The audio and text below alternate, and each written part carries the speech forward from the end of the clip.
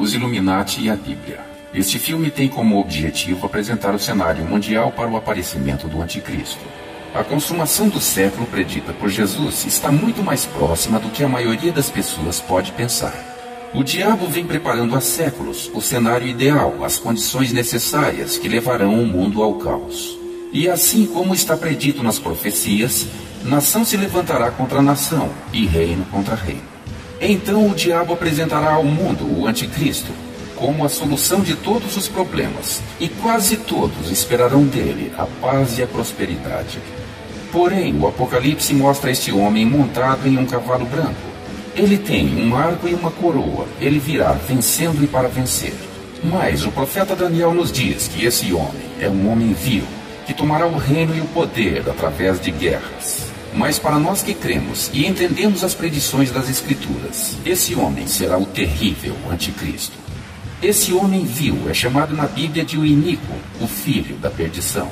Ele se levantará contra tudo o que se chama Deus e contra todo objeto de culto, e se assentará no santuário de Deus como se fosse o próprio Deus.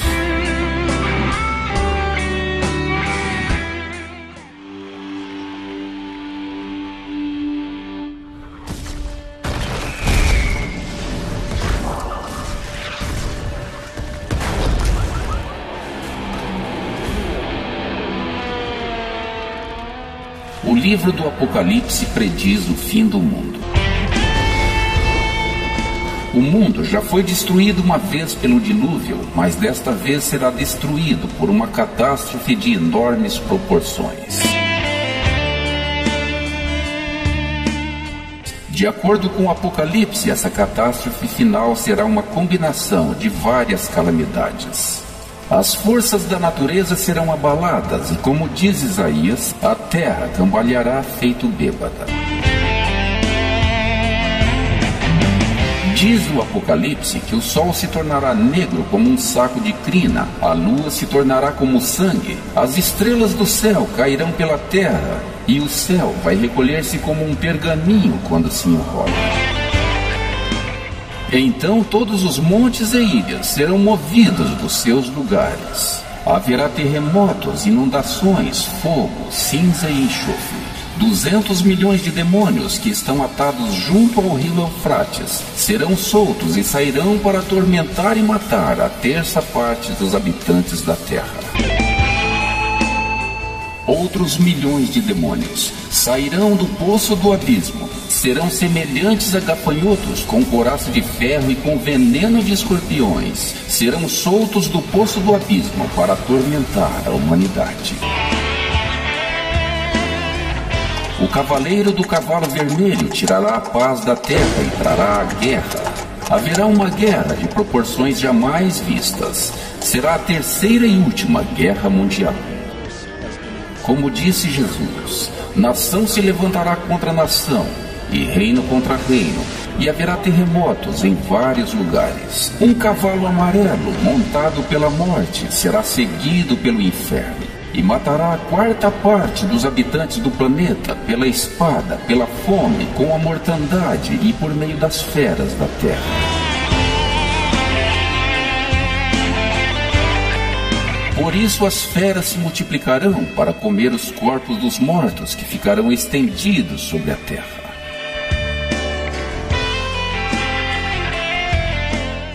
O cavaleiro do cavalo preto vem com a balança na mão para administrar a pouca comida que resta, para impedir os saques, para dar a ração somente aos que merecem. Os demais devem morrer de fome.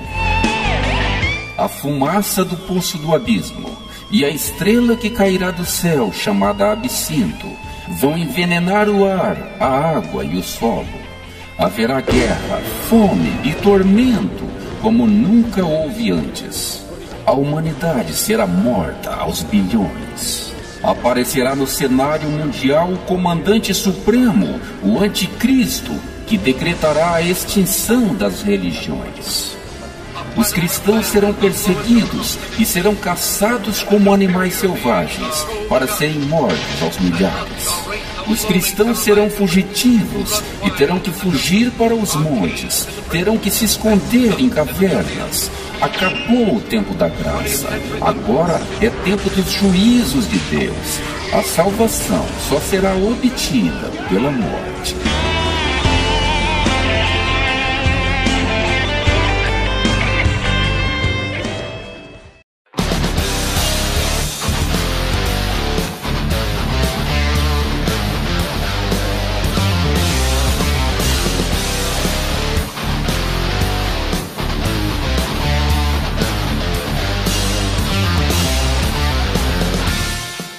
A existência do anticristo é um fato inegável diante da Bíblia.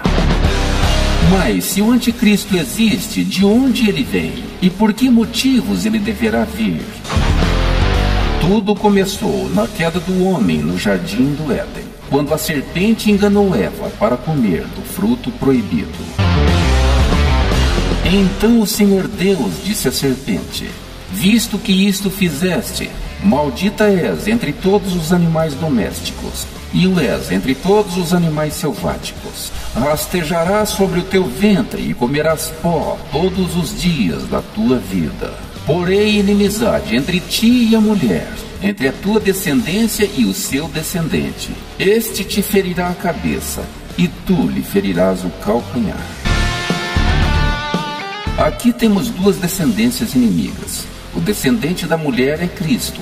A descendência da serpente é o anticristo.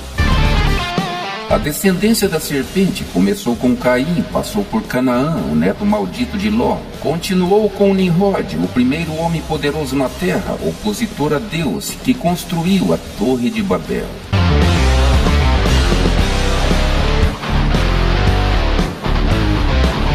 Salomão foi um rei de Israel, filho de Davi, o homem segundo o coração de Deus. Mas como o diabo tenta todo homem, tentou também a Davi, pelo sexo proibido.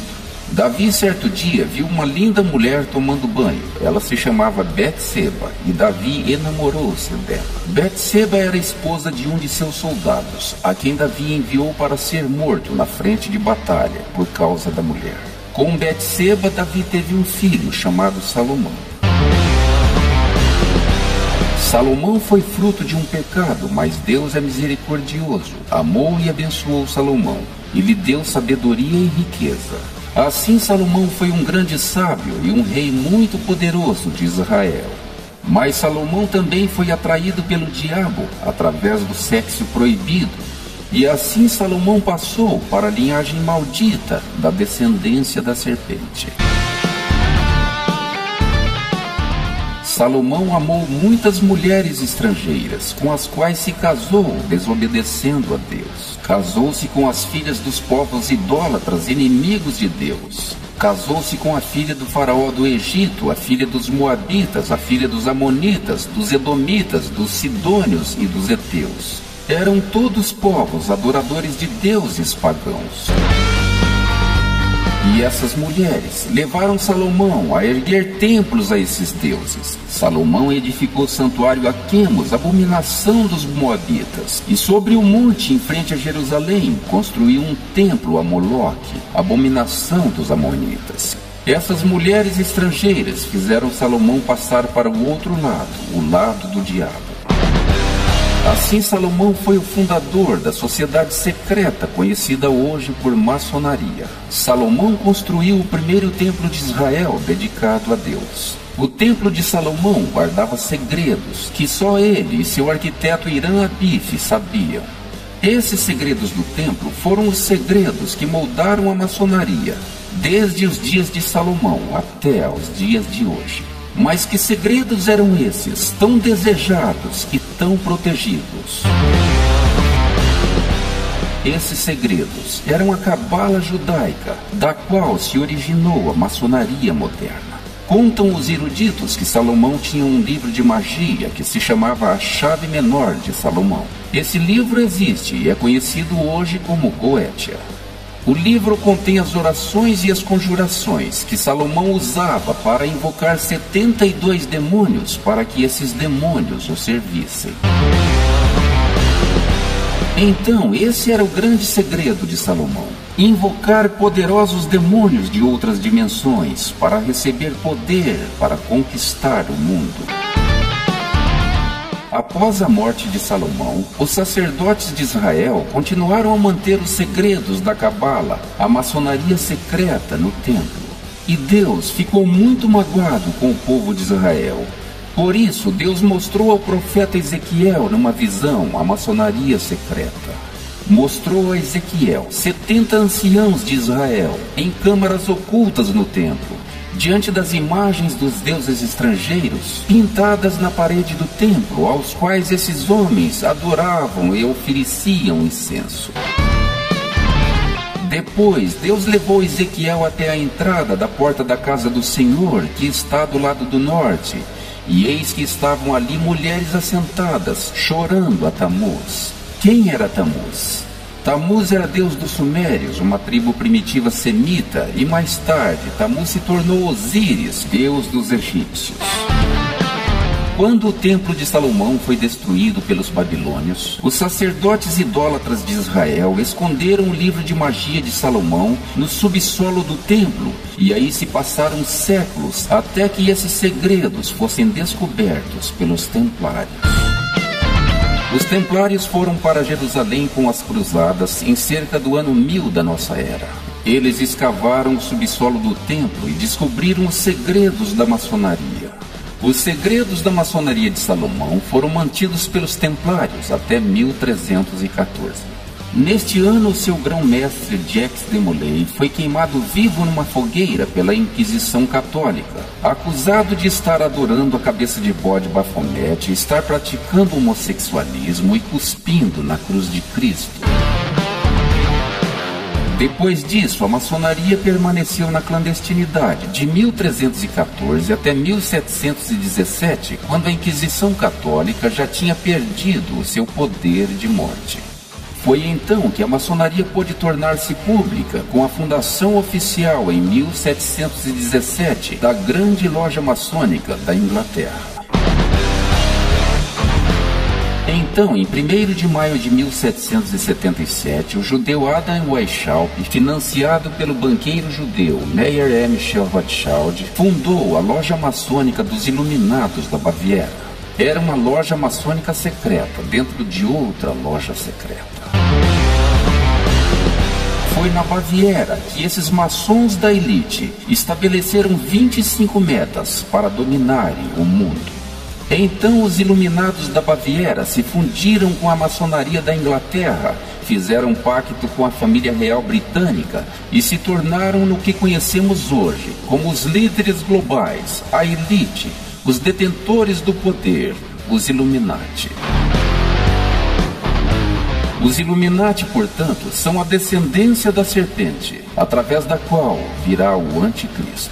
Os Illuminati são opositores de Deus, são filhos do diabo, Lúcifer, a quem eles adoram como anjo de luz. Por isso os Illuminati se chamam iluminados, pois receberam a luz de Lúcifer.